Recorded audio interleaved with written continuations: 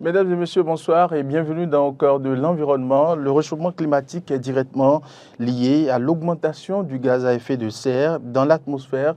Et bien, pour comprendre le changement climatique, il faut donc comprendre ce que sont les gaz à effet de serre, qu'est-ce que l'effet de serre, quels sont les principaux gaz à effet de serre, quels sont les émis par l'homme, peut-on réduire les émissions à gaz à effet de serre? Nous allons essayer de répondre à toutes ces questions et pour ce faire, j'ai deux invités sur ce plateau, pas des moindres, et j'ai à ma gauche Barnabé Rounkari. Bonsoir monsieur, bonsoir docteur. Bonsoir monsieur Wendo. Merci d'avoir honoré de votre présence. C'est un plaisir. À ma droite, Sylvain Dibou, bonsoir. Bonsoir monsieur le journaliste. Je rappelle que vous êtes docteur environnementaliste.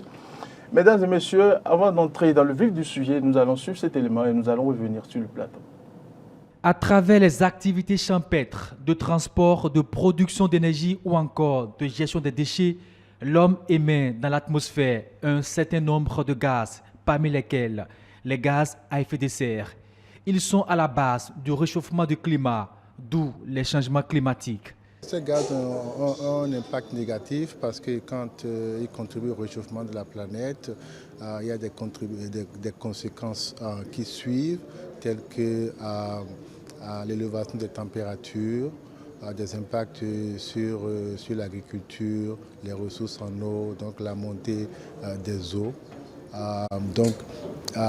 Ces gaz à effet de serre qui sont responsables du changement climatique ont pour la plupart des effets négatifs sur l'environnement.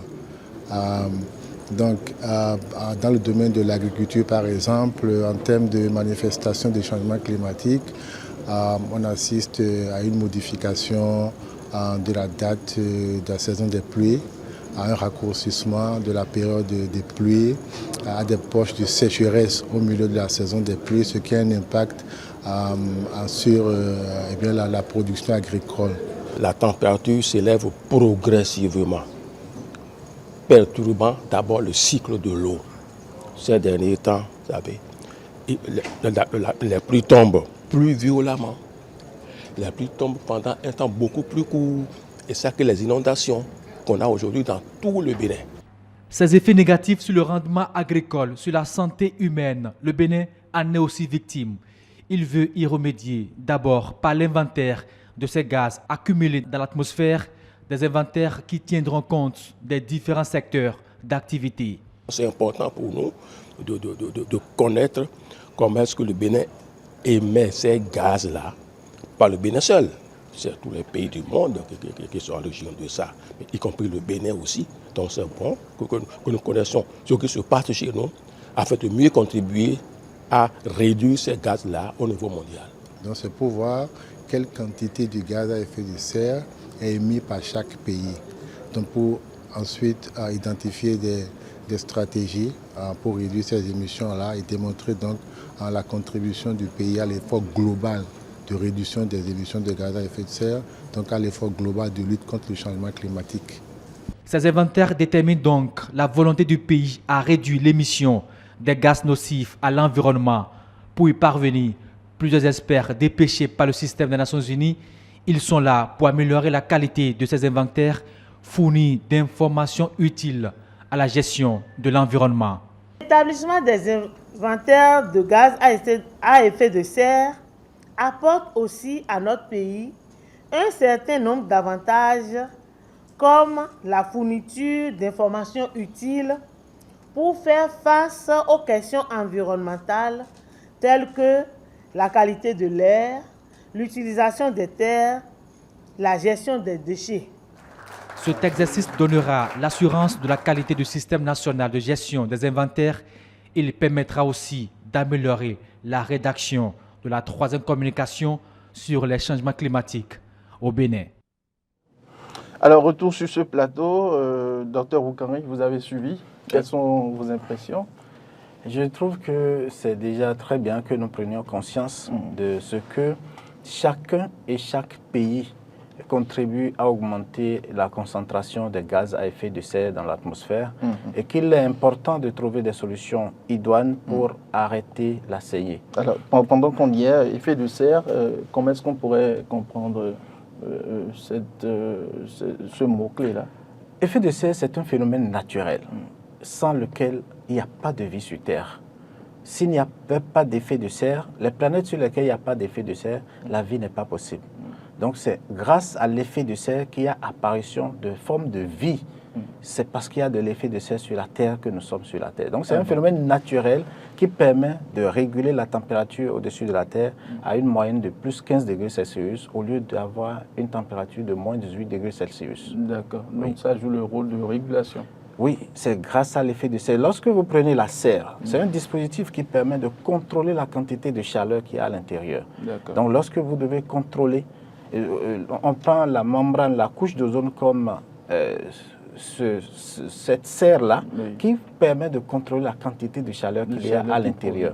Et au-delà de la couche d'ozone, on ne contrôle plus ce qu'il y a là-bas. D'accord. Oui. Alors, docteur Djibou, vous complétez? Oui, merci docteur Moukane pour tout ce que vous faites, hein, pour tout ce que vous avez fait pour que j'ai la capacité d'intervenir par rapport à propos de ce sujet qui est d'actualité. Comme le docteur l'a dit tout à l'heure, quand on parle de l'effet de serre, c'est un dispositif naturel par lequel les gaz naturellement présents dans l'atmosphère retiennent une grande partie de la chaleur émise sur la planète. Voilà, donc l'effet de serre, comme il l'a dit, joue un rôle. D'accord. Sans l'effet de serre, il n'y a pas de vie sur la Terre. Oui. Mais il n'y a pas de vie pour les hommes ou bien pour les animaux aussi? C'est pour tous les êtres vivants. D'accord. Oui. Alors, nous entendons souvent parler d'effet de serre, vous venez de définir, mais qu'est-ce qui cause la destruction de l'effet de serre? Puisque nous avons commencé par dire que c'est un phénomène naturel, on ne va pas chercher les causes, mais on va peut-être parler des facteurs. Les facteurs, ce sont ces gaz dont parlait le docteur Djibou il y a un instant. Ce sont ces gaz naturellement qui existent dans l'atmosphère terrestre et qui interceptent les infrarouges émis par la surface de la Terre. En réalité, quand vous prenez un gaz à effet de serre, son rôle, c'est de réchauffer la planète. Les planètes sur lesquelles il n'y a pas de gaz à effet de serre, on peut avoir des températures de moins 450 degrés par exemple. Donc ce sont les gaz à effet de serre qui permettent de réchauffer la planète. Le rôle des gaz à effet de serre, c'est de réchauffer la planète. Mais qu'est-ce qui peut les amener à être déséquilibrés? Non, il n'y a pas de déséquilibre. Mon rôle, c'est de réchauffer. Et il y a une quantité naturelle pour réchauffer. Lorsque vous augmentez cette quantité, la capacité de réchauffement augmente. C'est aussi simple que ça. D'accord. Oui. Docteur Djibou? Monsieur le journaliste. Oui, comme le docteur l'a dit, c'est son rôle. Son rôle, c'est de réchauffer. Mais réchauffer, est-ce que cela n'a pas d'impact sur nous les humains? Oui, en fait, parce qu'on parle de réchauffer, ça fait quand même mal. Vous savez que nous avons besoin de la chaleur, non? Voilà, naturellement. Mais pas trop. Non, pas trop. Il y a une quantité, d'accord, moyenne donnée dont nous avons besoin pour vivre normalement.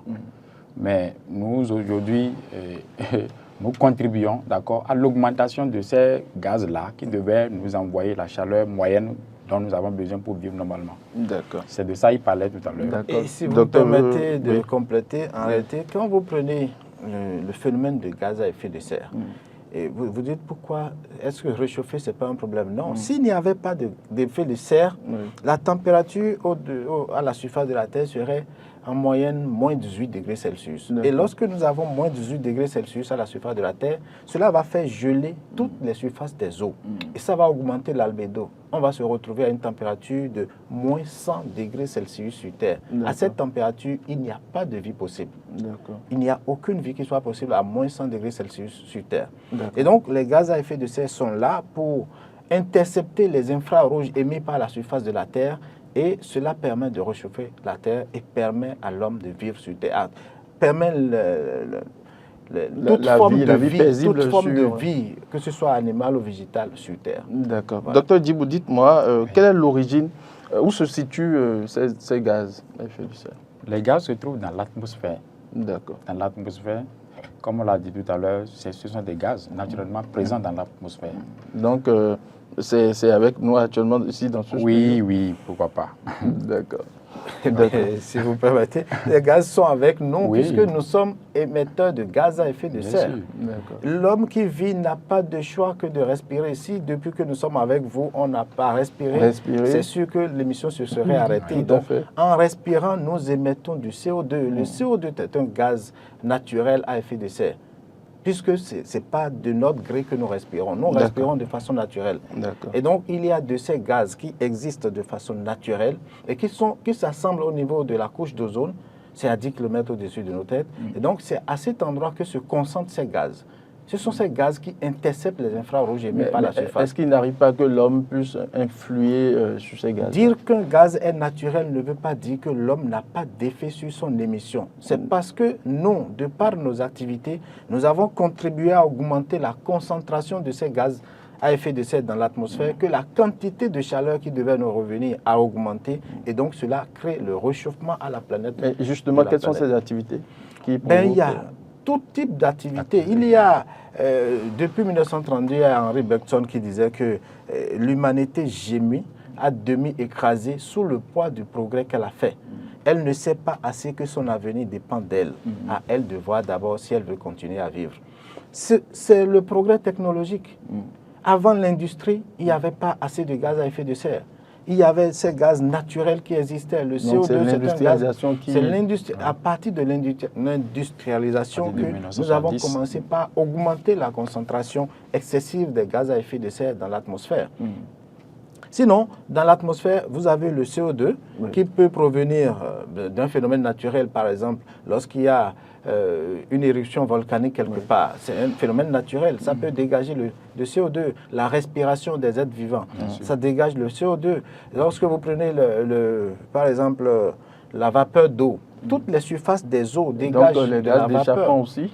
Les gaz d'échappement constituent des gaz additionnels à effet de serre, puisque si on n'avait pas eu l'industrie, on n'aurait pas créé des engins et on n'aurait pas eu ces gaz-là. D'accord. Docteur Djibou, à part ces gaz situés, qu'est-ce qu'il y a d'autre? Il y a le dioxyde de carbone, le CO2, il y a la vapeur d'eau, H2O, comme il a dit tout à l'heure. Nous avons également l'ozone. L'ozone qui fait partie des gaz à effet de serre. Il y a le dioxyde de soufre aussi, qui fait partie des gaz à effet de serre. Il y en a plusieurs, mais les plus responsables ou qui sont émis en grande quantité, ce sont ces gaz-là, la vapeur d'eau, le dioxyde de carbone et l'ozone, etc. D'accord. Docteur Boukan, dites-moi, comment ces gaz arrivent-ils concrètement à modifier le climat? Parce qu'aujourd'hui, nous sentons véritablement la chaleur, il ne pleut plus à temps réel, on a une difficulté à respirer par moment. Expliquez-nous un peu. J'avais commencé déjà à le dire, je vais continuer en disant que lorsque vous prenez le rôle d'un gaz à effet de serre, c'est de réchauffer la planète. Et l'atmosphère a son équilibre, la nature a son équilibre. C'est cet équilibre que nous avons bouleversé avec l'émission de gaz additionnels à effet de serre. Parce que quand vous prenez les gaz, les différents gaz naturels qui existent, que nous pouvons augmenter par nos activités, ces gaz ont un pouvoir de réchauffement global même moins élevé que les gaz additionnels à effet de serre, les gaz industriels à effet de serre. Quand vous prenez le chlorofluorocarbone, c'est un gaz industriel à effet de serre. L'hexafluorure de soufre, c'est un gaz additionnel. Lorsque vous utilisez un climatiseur, ça sort du SF6. C'est un gaz additionnel à effet de serre. Et ces gaz-là, qui sont des gaz industriels à effet de serre, ont un pouvoir de réchauffement global très élevé. Oui, le GIEC l'a démontré à travers ses études. Le GIEC, c'est le groupe d'experts, groupe intergouvernemental d'experts sur l'évolution du climat. Ce groupe l'a démontré depuis 2007 en montrant qu'une seule molécule d'un gaz additionnel, les gaz qu'on appelle les gaz fluorés, lorsque vous prenez une seule molécule, c'est capable de réchauffer la planète peut-être autant. Si vous prenez une seule molécule de carbone, parce que la comparaison a été faite sur une molécule de carbone. Donc, vous prenez une seule molécule des affleurés de soufre, ça peut réchauffer la planète plus de 2500 fois comment une molécule de CO2 va réchauffer la planète. Donc les gaz naturels qui existent sont là, n'ont pas un pouvoir de réchauffement très élevé, mais les gaz industriels que nous émettons plus ont un pouvoir de réchauffement très élevé. Et donc tous ces gaz se retrouvent au niveau de l'atmosphère et donc chaque molécule de gaz intercepte la chaleur qui sort de la Terre pour repartir et renvoie une partie. Donc c'est ça qui fait que, puisque je dois réchauffer, et le nombre que j'étais pour créé la normale, ce normal a été augmenté excessivement, la quantité de chaleur que je renvoie également devient excessive. C'est ça qui crée le réchauffement à la planète de la Terre. Et c'est ça qui est à la base du phénomène dont on parle, les changements climatiques, qui font que nous observons autant de bouleversements au niveau des précipitations, au niveau de la sécheresse et au niveau des principaux phénomènes qui entourent la chose. D'accord. Docteur Djibou, donc c'est ça qui crée le réchauffement climatique? Oui, et le docteur l'a déjà démontré. Et bon, c'est une occasion pour moi d'apprendre encore de plus à ses côtés. Et il a déjà tout dit. Ce sont ces gaz qui sont responsables. Comme il l'a dit, si je devais recevoir une quantité, j'ai une quantité, d'accord, que je dispose naturellement, que je dois partager. Je dois, en tout cas, partager, oui, projeter sur la terre. Et si j'en reçois du surplus, et je reçois, voilà, un en surplus, quantité, voilà, excessive, je ne peux que déverser. Je ne peux que déverser. Et c'est ça qui fait que nous crions ici, alors que nous sommes aussi les principaux acteurs. Alors, docteur, quand nous entendons souvent parler de l'effet de serre anthropique, cela voudrait dire quoi? C'est l'effet de serre additionnel. Puisque nous avons dit terre à que terre. Qu'est-ce que vous mettez dans l'effet de serre additionnel? Additionnel parce que il y Ici, avait... nous ne sommes pas au cours. Permettez à nos téléspectateurs de mieux Non, servir. les téléspectateurs qui nous suivent ont compris déjà que nous avons dit que l'effet de serre c'est un phénomène naturel, sans lequel la vie n'est pas possible sur Terre. L'effet de serre additionnel. Lorsque nous avons commencé, nous avons dit au-delà des gaz naturels qui existent et qui créaient l'effet de serre normal, l'homme, de par ses activités, a augmenté la concentration de ces gaz et a même contribué à l'émission de nouveaux types de gaz qui ont un pouvoir de réchauffement plus élevé. Et donc, le monde ne fait que se dégrader de jour en jour. Le monde doit se dégrader. Même si là où nous sommes aujourd'hui, nous arrêtons toutes nos activités, cela ne peut pas arrêter le phénomène des changements climatiques sur les 100 prochaines années. Parce que la durée de vie minimale d'une molécule de CO2, c'est 100 ans sur Terre. Wow. Et lorsque vous prenez les gaz fluorés, c'est plus de 5000 ans sur Terre. On est très loin de la 50 000 ans réalité, sur Terre. Et donc, ça veut dire quoi? Même si l'humanité décide aujourd'hui d'arrêter tous les mouvements, nous allons encore subir sur un siècle au moins les effets de ce que nous avons déjà causé. Mais cela ne veut pas dire que nous allons perdre espoir, parce que le dire comme ça, c'est comme si rien ne se fait. Il y a bien des actions qui sont en train d'être faites pour absorber les gaz à effet de serre que nous émettons dans l'atmosphère. La végétation joue un grand rôle. Ce n'est pas pour rien qu'on dit protégeons l'environnement. Lorsque vous protégez l'environnement, vous protégez la végétation, les feuilles des espèces végétales qui nous entourent, ces feuilles ont une capacité d'absorption du carbone.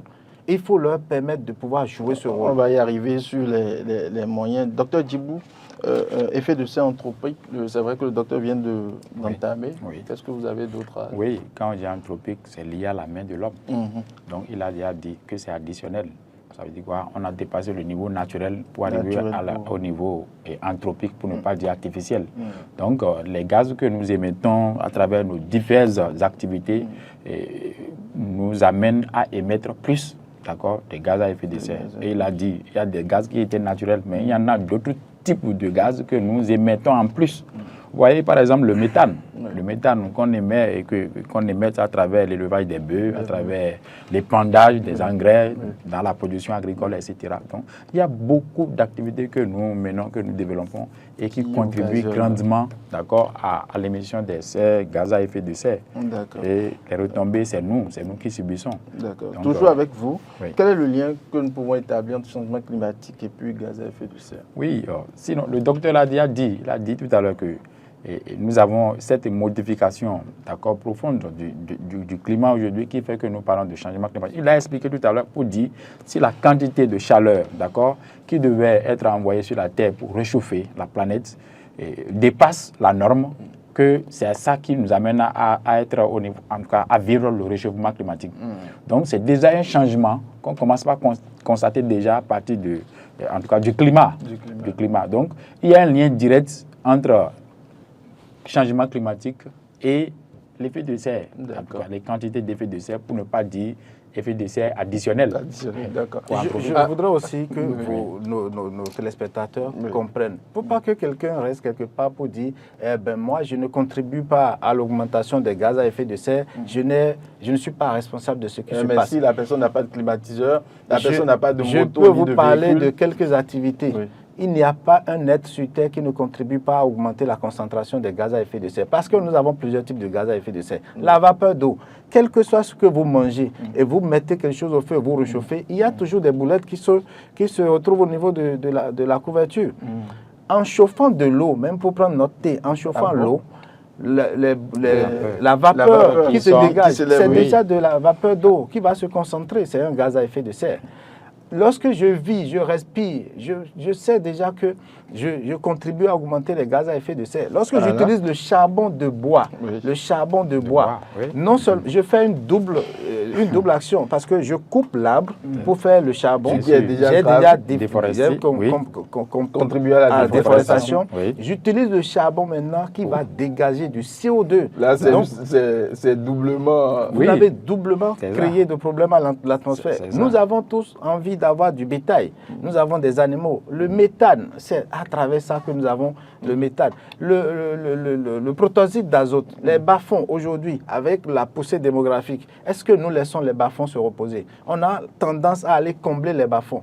Le fait d'aller travailler dans ces bas-fonds, ça produit de protoxyde d'azote, c'est des gaz dangereux qui augmentent la concentration des gaz à effet dans l'atmosphère. L'ozone atmosphérique, l'O3, c'est normalement, de façon naturelle, c'est le grondement de tonnerre qui contribue à augmenter la concentration de ce gaz. Mais on a même appris qu'il y a des gens qui peuvent attirer le tonnerre. Oui, et donc, quand ça se passe comme ça, donc il faut que chacun sache qu'il y a des actes que nous posons, même si je n'ai pas une moto, même si je n'ai pas un climatiseur. Est-ce que nous pouvons vivre sans ces actes? Non, nous ne pouvons pas vivre. En réalité, de vous à moi, il vaut mieux savoir que nos actions que nous avons ont des effets négatifs sur notre environnement et savoir qu'est-ce qu'il faut faire pour atténuer ce que nous sommes en train de faire. Il faut atténuer, c'est l'atténuation. Donc ce n'est pas possible d'éradiquer totalement? Non, si vous pensez que vous pouvez éradiquer, ce n'est pas possible parce que vous devez faire l'agriculture pour nourrir. Et cette agriculture, surtout l'agriculture que nous faisons au Bénin, qui utilise plus d'espace pour peu de rendement, cette agriculture dans laquelle nous n'avons pas cette idée de préserver la végétation parce que l'ombrage et les spéculations, ça ne fait pas bon ménage. On coupe les espèces végétales. On fait du coton. Le coton utilise beaucoup d'espace. Et l'ombre et le coton, ça ne fait pas bon ménage. Mais c'est le coton qui nous permet de... Je n'ai pas dit le contraire. Lorsque nous savons que nous le faisons comme ça, de l'autre côté, on va faire la compensation. D'accord. La compensation, c'est à travers le reboisement. Est-ce que tout ce que le docteur vient de dire, c'est possible de faire l'effort de... Je confirme. Nous devons... Oui, c'est possible. C'est possible. De vous à moi, c'est possible. Parce que, comme il a démontré tout à l'heure, toute personne qui vit sur la Terre émet de gaz à effet de serre, quelle que soit l'activité. Même s'il ne mène pas d'activité. Bon, excusez-moi, qui va dire qu'il ne salit pas l'air? C'est un exemple simple. Même si tu es tranquille, on prépare, on amène, tu manges là. Tu dois salir l'air. Forcément. Il n'y a rien à faire. Donc, manger sain aussi permet aussi de contribuer à la réduction des gaz à effet de serre. Il a déjà expliqué beaucoup d'activités par lesquelles on peut faire d'efforts pour contribuer à la réduction. Par exemple, quand nous sommes passés de moto à 2 temps, à 4 temps, voilà, si tous ceux qui se sont inscrits dans cette moto électrique, donc c'est un effort, vous voyez, un effort donc très loin. Ça fait partie des solutions. C'est pourquoi je disais, il ne faut pas alarmer. Ce n'est pas parce que nous avons dit que de par nos activités, nous contribuons à augmenter. Qu'il faut avoir peur et que dire que sur les 100 prochaines années... Déjà, la psychose... Non, on ne peut pas avoir peur. On doit plutôt penser à comment faire, qu'est-ce qu'il faut faire. C'est ça la grande interrogation. Voilà que de toutes nos activités, nous contribuons à augmenter la concentration des gaz à effet de serre et que cela augmente le réchauffement de la planète. Et dans ce cas, qu'est-ce que je dois faire? Oui, je dois penser à reboiser.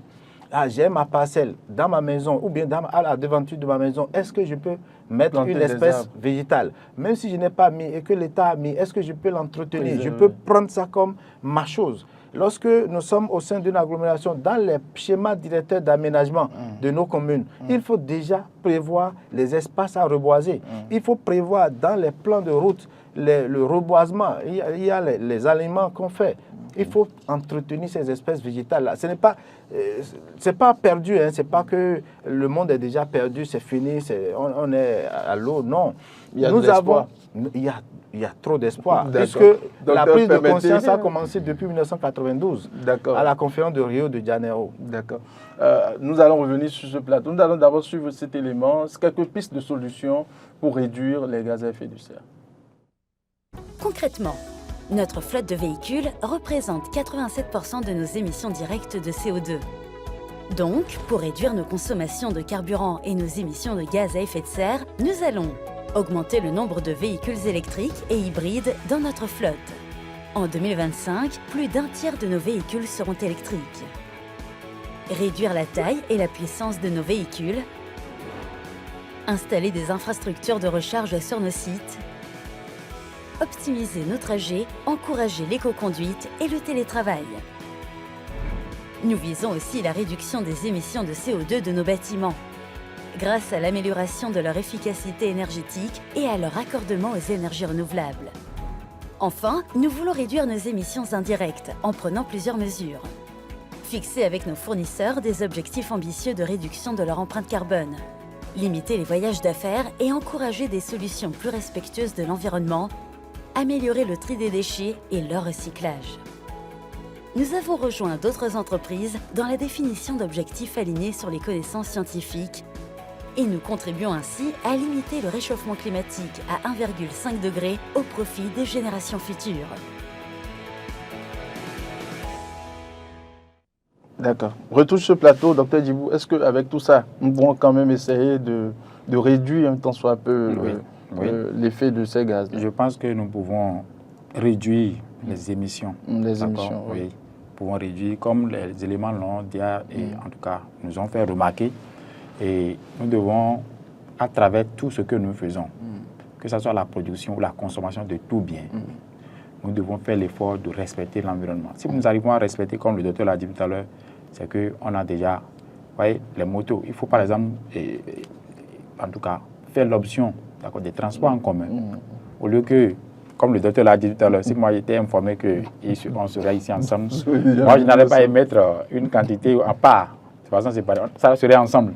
Donc, aller en... C'est des choses que nous faisons et nous ignorons. Oui, souvent. chacun veut avoir sa voiture, oui, c'est bien. Mais tout le temps, c'est comme ça aussi, chacun, d'accord, individuel. Si on va de façon collective, je pense qu'on peut y arriver. Nous devons également penser, comme le docteur l'a dit tout à l'heure, on n'a pas besoin d'avoir beaucoup d'argent pour planter d'arbres. Non, même si là où on vit, là, on peut mettre de l'arbre. D'accord? Pour quand même contribuer à la réduction ou à l'atténuation de ces émissions de gaz à effet de serre. Il y a beaucoup de solutions. Hein. Nous devons par exemple limiter la consommation du charbon.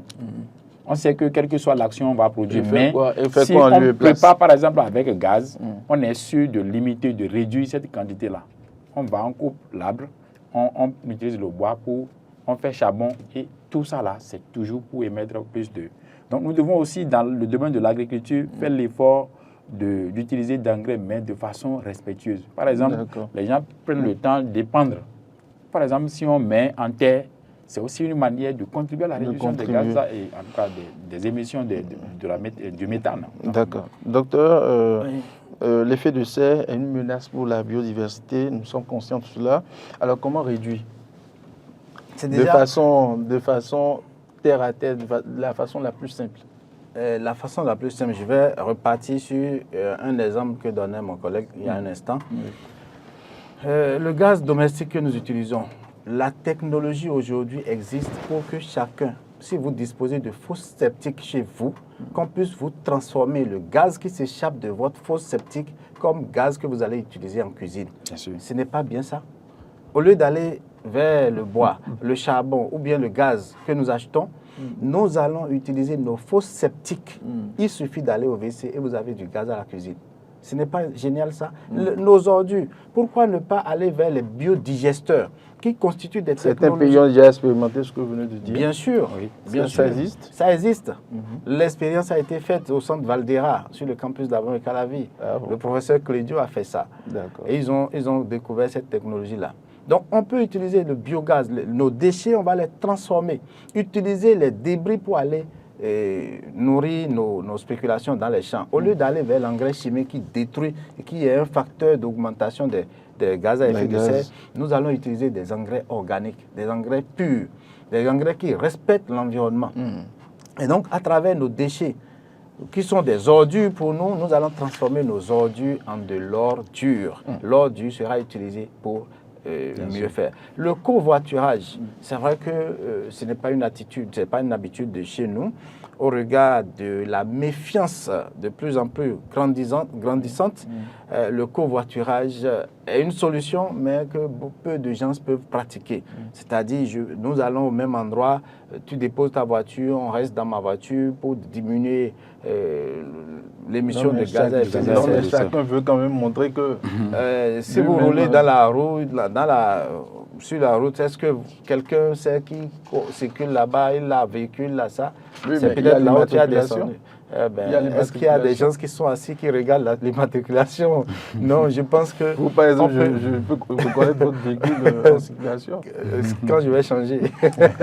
Ouais, il y a bien des solutions qui sont proposées ici, qui sont des solutions durables et que nous devons adopter. Dans les champs, il faut préserver. Si nous pouvons faire de l'assolement, avoir de la végétation quelque part, on va délimiter nos parcelles, on va leur attribuer des fonctions différentes. Ça nous permet d'avoir de la végétation dans le champ. Parce que l'agriculture est un secteur qui pollue beaucoup en termes de diminution de gaz à effet de serre. L'agriculture est là. Les motos. Dans notre pays, c'est très heureux de savoir qu'il y a eu déjà des dispositions. On est passé des types de motos à un autre type qui pollue moins. Et nous sommes en train de glisser vers les motos qui utilisent les motos électriques. Là, le souhait dans ce sens, c'est de voir les batteries tenir pour que, ou bien de voir les systèmes qu'on peut mettre en place. Nous sommes dans un pays tropical où le soleil est là. Est-ce qu'il n'y a pas une possibilité de mettre des plaques? On peut en profiter. On ne peut pas mettre des plaques à des endroits qui puissent être en train de recharger la batterie au même moment quand on évolue. Et les panneaux solaires, est-ce que c'est bon aussi la dynamique? Oui, c'est très bien dans la dynamique. L'énergie éolienne aussi est très bien dans la dynamique. On va laisser la pression que nous faisons sur les autres pour aller vers quelque chose qui respecte l'environnement. Il faut que nous soyons des éco-citoyens, des citoyens qui vivent dans un milieu, qui pensent à ceux qui doivent venir après eux. D'accord. Docteur Oukari, docteur Sylvain Djibou, vous avez tout cité, sauf la sensibilisation. Est-ce qu'il ne faut pas sensibiliser aussi la population? Bien sûr. Le docteur a tout dit, sauf ça. Oui, non, il a dit indirectement que nous devons prendre conscience. Bon, c'est quelqu'un qui peut... Et la sensibilisation a commencé par votre émission sur votre plateau. Nous savons que tout le monde ne veut pas suivre. Oui, mais vous, à l'université d'Apointe-Canaveral, oui, c'est vrai que vous enseignez ça aux étudiants, mais mis à part l'enseignement. Je sais, je vous rappelle que le docteur ne manque jamais quand il a l'occasion de parler de ça aux enfants, en tout cas aux étudiants, aux apprenants. Donc, moi, quand j'ai d'occasion, j'ai l'habitude de conseiller, il faut forcément contribuer à la réduction au lieu d'être toujours, en tout cas, émetteur tout le temps. Je pense que tous nos téléspectateurs sont en train de nous suivre. Et vous-même qui êtes là, ce n'est pas seulement sur le plateau aussi que vous allez, il faut commencer depuis la maison aussi. Et je pense que quand on sera nombreux, on va pouvoir sensibiliser la masse. Je voudrais également, si vous permettez, demander à ceux qui ont le pouvoir de décision d'inscrire, d'accord? Ils le font, mais d'aller davantage. Je l'avais dit une fois ici, oui, et surtout nos parents qui n'ont pas été à l'école là. Il faut qu'on fasse de sensibilisation en langue. C'est eux qui sont beaucoup plus en contact avec le milieu rural. Qu'on ne reste pas seulement avec la l'université d'Apointe. Voilà, ce que nous faisons ici, combien peut-être sont en train de nous suivre là maintenant et qui pourront nous suivre. Dieu seul sait. Et qui peuvent comprendre. Qui peuvent comprendre ce qui. Si on peut aussi aller en langue. Si vous voulez, on va le faire en Fongbe. Bien sûr. Il n'y a pas de problème. Juste après l'émission. D'accord, juste après l'émission, si docteur Boris le permet, nous allons y aller en Fongbe. D'accord, nous allons faire rapidement un dernier tour de table. Docteur Oukari, l'effet de serre, nous en avions parlé. Qu'est-ce que vous avez à dire pour conclure? Je dis que l'effet de serre, c'est un phénomène naturel qui nous permet de vivre. Et que les gaz à effet de serre sont des gaz qui existent dans l'atmosphère et qui interceptent l'infrarouge. Leur rôle, c'est de réchauffer la planète.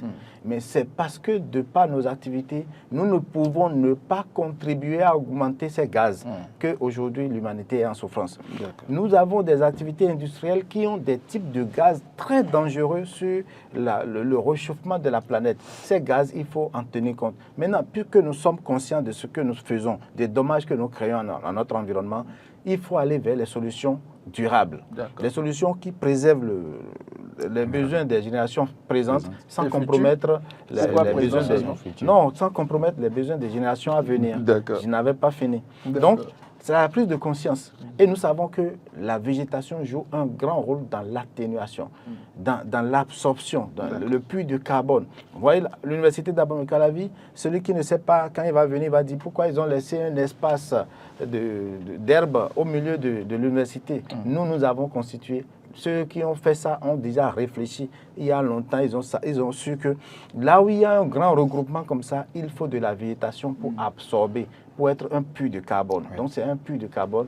Et nous devons végétaliser nos villes, nous devons végétaliser nos rues, nous devons végétaliser la devanture de notre maison. Tout le monde est conscient de ce que lorsque vous marchez sous un chaud soleil, avec le soleil qui fait ses temps, et que vous avez de l'ombrage quelque part, quel que soit ce qui vous presse, vous avez envie de traîner les pas un temps soit peu pour bénéficier du microclimat que génère l'arbre sur lequel vous êtes arrivé. Donc tout le monde est conscient du bienfait de l'arbre pour l'homme. Continuons à sensibiliser, continuons à planter des arbres. Donc il ne faut pas seulement attendre la journée nationale de l'arbre. Non, on n'a même pas besoin d'attendre la journée nationale de l'arbre. Je pense qu'au niveau des communes, déjà, le travail peut commencer au niveau des communes et que dans le plan même de lotissement, qu'on prévoit les espaces à verdir. Et devant chaque maison, puisque les espaces sont tellement réduits que les gens ont du mal à mettre de la végétation. Il faut prévoir ça. Votre mot pour conclure cette émission. Merci, monsieur le journaliste. Je tiens à demander, à exhorter nos frères et sœurs, promoteurs et promotrices des maisons locatives, en tout cas des projets immobiliers, ceux qui construisent les maisons, qui mettent en location. Et c'est des gens qui doivent commencer par faire l'effort d'intégrer dans leur plan de construction un espace vert. La plupart, ils ne le font pas parce qu'ils visent le volet économique.